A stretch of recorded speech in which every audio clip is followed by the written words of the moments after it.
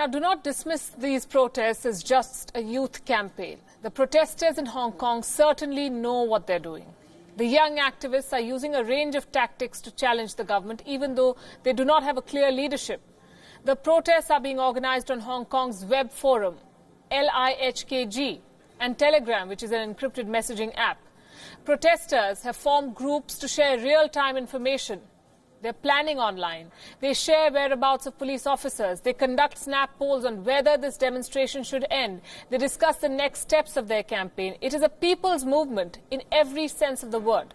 The planning involves strategies to deal with police action. Remember, the government has deployed riot police in Hong Kong. They use pepper spray, they use rubber bullets, tear gas shells and more. The protesters have an answer for everything. They come prepared. Take a look at how the young protesters fight back against tear gas.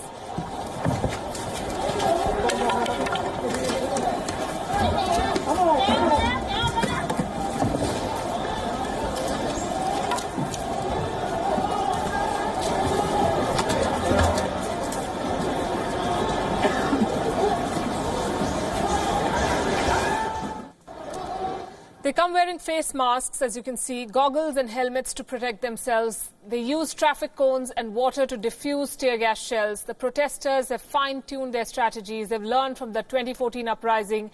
They share tips, tricks and guides on how to survive police action. Sample this one. This poster was circulated on Telegram. It shows how the protesters can guard themselves against water cannons. This is what you should do.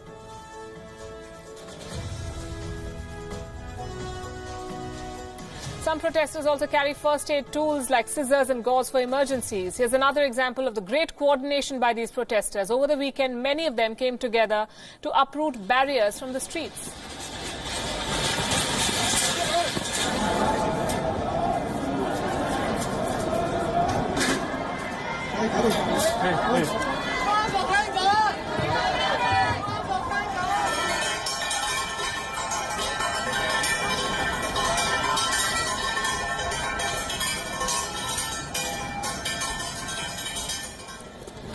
And they later used the same barricades and these barriers to block roads and to draw attention to their demands. They use hand signals to ask for supplies.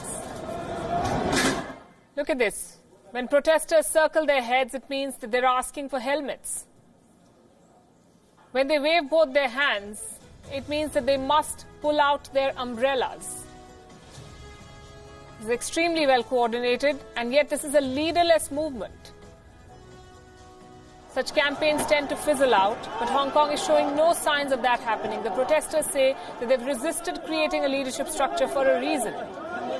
Earlier today, we spoke to Joshua Wong. He's the most prominent pro-democracy protester in Hong Kong, and this is what he told us.